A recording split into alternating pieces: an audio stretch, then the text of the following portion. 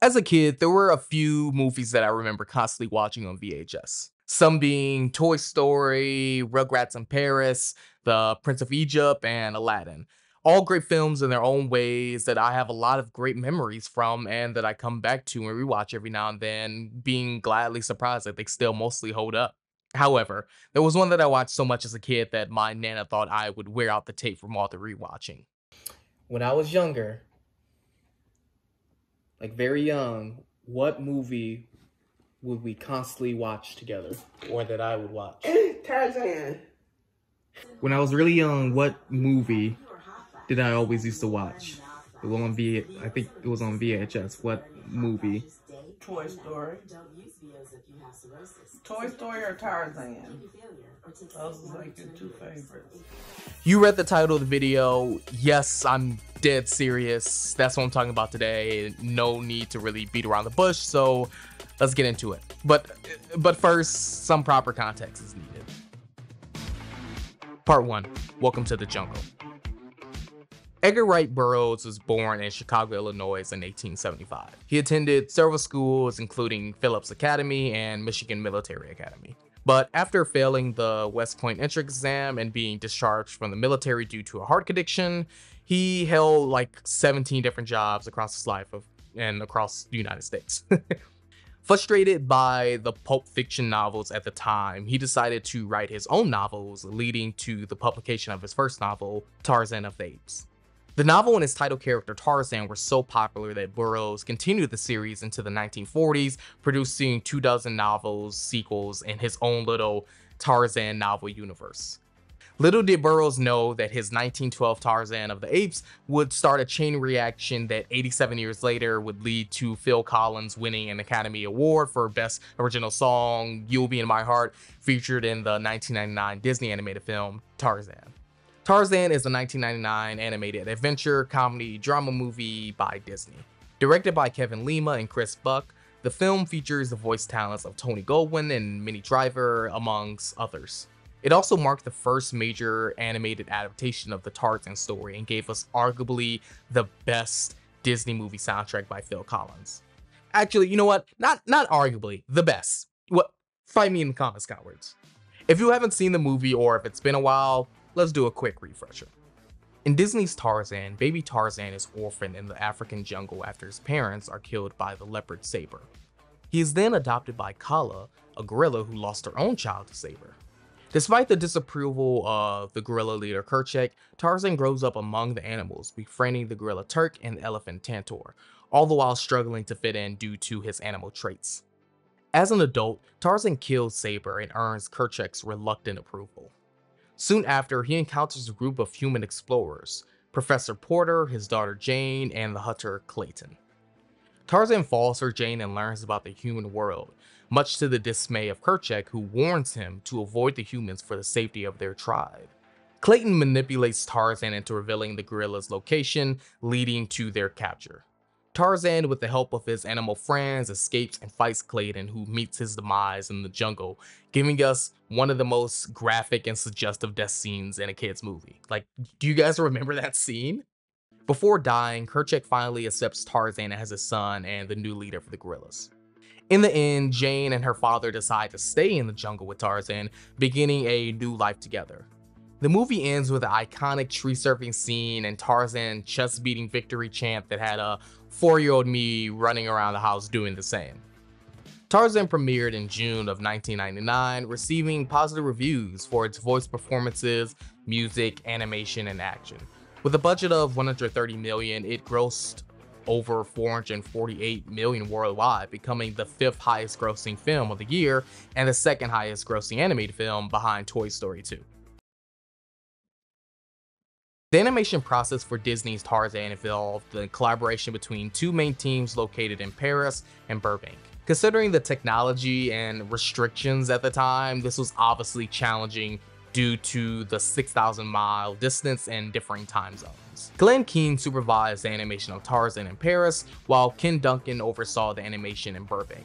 To facilitate coordination, the teams utilized a scene machine to share rough drawings, and conducted daily video conferences with a third team of about 200 animators in Florida who contributed to character and special effects animation. Keen drew inspiration from extreme sports for Tarzan's iconic tree surfing moments. The animation team studied animal movements and consulted an anatomy professor to accurately depict Tarzan's muscular structure. Additionally, the production team developed a groundbreaking technique called deep canvas, which allowed for the creation of 3D backgrounds that resemble traditional paintings. There's a YouTube video of the production crew breaking down the process in detail, which was included in the movie's DVD extras, and it's really cool. If you're into that type of stuff, I'll leave a link in the description. With some background and the film's process broken down for context, I think I've edged you all long enough. Now it's time to get into the more hot and heavy sections.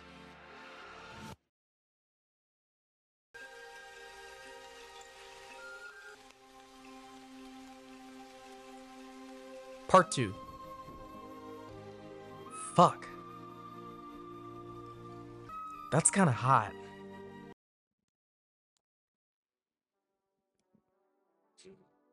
You saw that, right? Like, you can't deny and say you couldn't feel the sexual tension in that scene, right? Like, I'm sorry I had to cut it up in the original clip to try and avoid a serious copyright strike, but you all saw that, right? Notice Tarzan's curiosity about Jane causes him to move slowly and cautiously, taking his time exploring her garments and her body, constantly breaking the touch barrier due to an innate human desire he doesn't fully understand.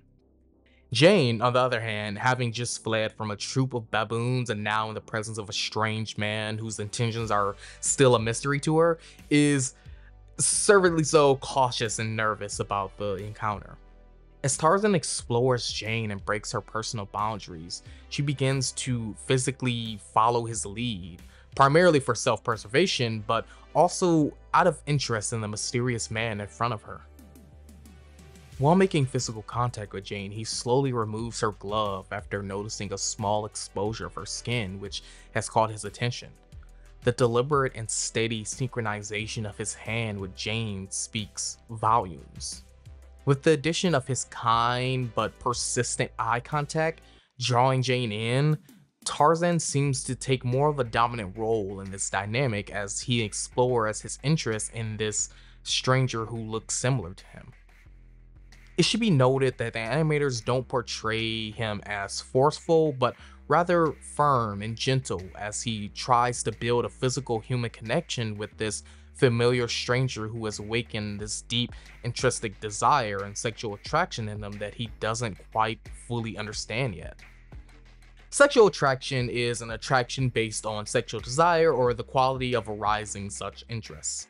Sexual attraction or appeal is a person's ability to attract others and is influenced by many factors. Emotional and physical aspects are key components of sexuality and desire relating to the bonds between individuals, which are usually expressed through feelings or emotions of love and/or desire. Desire and sexual attraction is something I trust that you are familiar with, especially in certain aspects of your life. However, our human desires usually fall into one of two categories: instrumental desires and terminal desires. Instrumental desires are those that we pursue for the sake of something else, while terminal desires are those we seek for their own sake.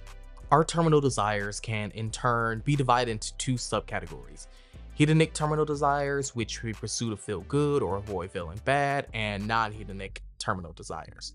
Our hedonic terminal desires are motivated by our feelings. Our non-hedonic terminal desires, on the other hand, are motivated by our willpower. Sex, physical touch, and human connection fall under terminal desires. This intrinsic human need to be is driven by the desire to feel good or avoid feeling bad. Because they are typically more numerous and highly motivated than our non-hedonic desires, hedonic desires have a far greater impact on our lives.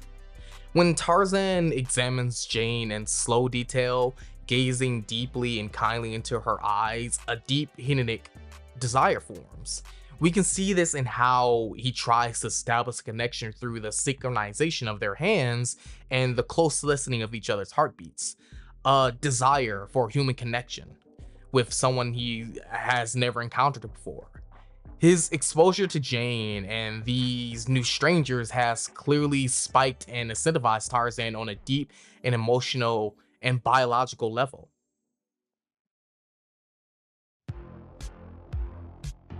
Part 3. The biological incentive system. 𝗂𝗶𝘆 is a professor of philosophy at Wright State University in Dayton, Ohio. In 2006, he wrote a book on desire called On Desire. In the book, Professor Irwin takes the reader on a wide-range tour and observation of desire and wants, showing where these come from and how we can rein them in. Also including considerations from both ancient and modern writers, philosophers, and religious rhetoric for more well-rounded and detailed description and considerations. I do think that Irwin has this slightly annoying habit of over-explaining analogies and metaphors into several long-winded paragraphs and pages when I have already grasped the concept that he is providing within the first 1 or 2 sentences. Besides that, it's a well-researched and insightful book. After several chapters of philosophical, biological, and societal context on desire, Professor Irwin goes into detail about something he calls the biological incentive system. The biological incentive system, or BIS for short, is something that's implemented within us from the creation of man. We have this system because our evolutionary ancestors who had it had a better chance of surviving and reproducing than those who didn't and were kind of, for lack of better phrase, shit out of luck. Our BIS is supposed to reward us for behavior that increases our chances of surviving and reproducing, and punish us for behavior that reduces our chances. Our BIS can also dole out mental rewards and punishments. It does this by causing us to experience emotions and feelings. And as we know, strong emotions and feelings can be quite the slippery slope. Things change, Beast Boy. The girl you want me to be is just a memory. By determining what feels good to us and what feels bad to us, our BIS has a significant influence over the desires we form. It's our nature to gravitate towards things that feel good and try to steer away from things that feel bad, and these desires are heavily reflected in our behavior. This goes for us and for Tarzan. We saw the formations of a strong human desire take root in the rain scene. A desire in Tarzan and Jane for connection forms and is expanded on in one of the film's best sequences.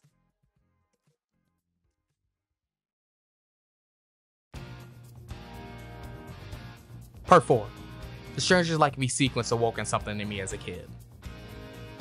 In the Strangers Like Me sequence, the filmmakers perfectly merged the visuals and non-diegetic music that detail Tarzan and Jane's interest and desire in each other, in the most perfect sequence that I probably rewound it countless times as a kid. In the Strangers Like Me montage, the sequence captures Tarzan's growing curiosity about human culture as he bonds with Jane, Professor Porter, and Clayton, showing Tarzan learning and engaging in various activities such as studying books, learning to write and speak English, and experimenting with human tools. Throughout the sequence, Tarzan becomes more aware of his human identity and begins to develop deeper feelings for Jane.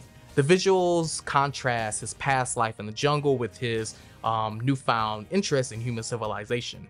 By the end of the montage, Tarzan's desire to understand humans has completely solidified and a connection has fully emerged. Paying closer attention to the way Tarzan and Jane interact during the sequence is palpable. The way they look at each other, the way they pretend they aren't, the interest they both take in each other trying to form a connection, all accompanied by Phil Collins' non-diegetic song, lyrically giving us insight to Tarzan's mindset and his inherent desires. Every gesture, every move that she makes me feel like never before. Why do I have this growing need to be beside her? Ooh, these emotions I never knew, of some other world far beyond this place, beyond the trees, above the clouds.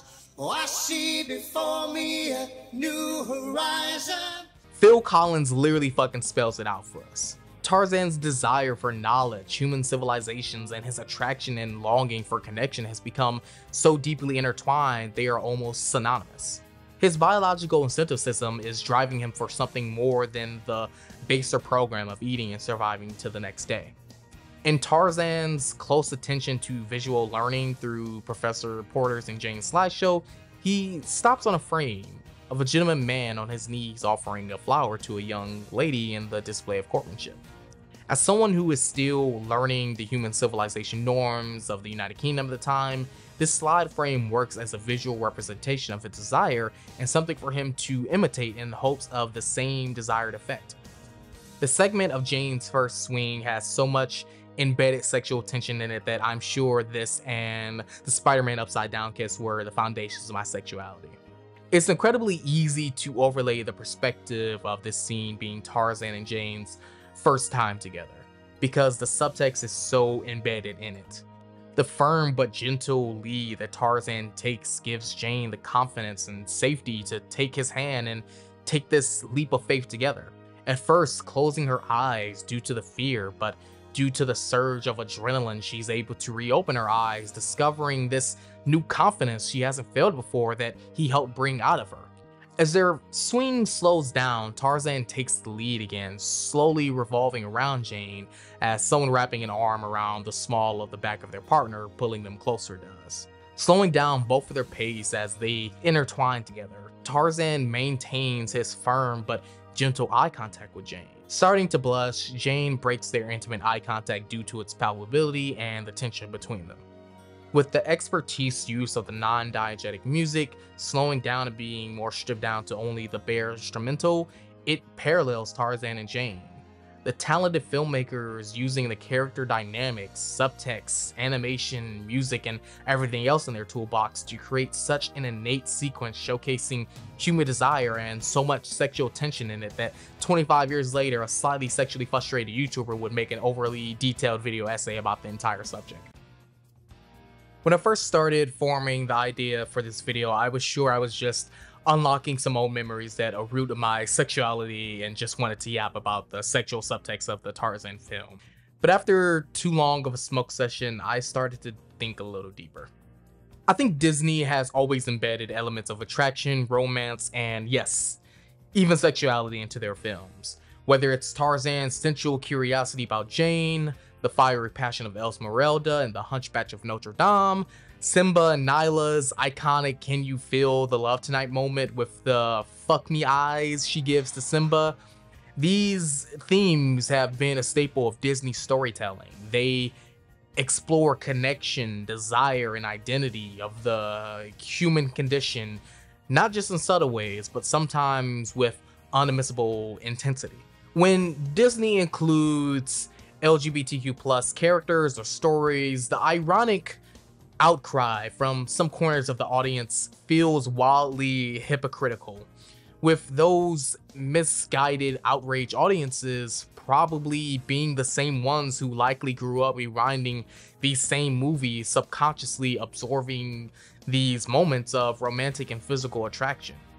It's as if queer representation is seen as inherently more explicit, when in reality it's just the same exploration of connection that's been present all along. And if you can't see that, I think you're viewing life through the lens of a hypocritical, myopic lens. The truth is, Disney films have always been about identity and connection.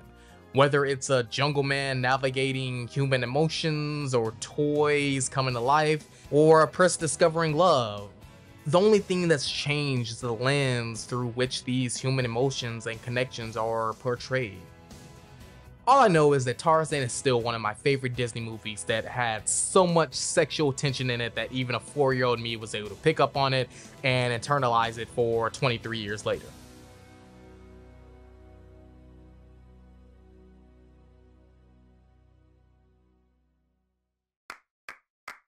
But that's it for me today on Tarzan. Whether you're still here to debate me on Phil Collins' soundtrack 𝗀𝗵𝗄, or if you unlocked memories of other sexual charged Disney films, let me know your thoughts in the comments below. I think I actually remember my first conscious crush being Tinkerbell in those intro Disney movie bumpers.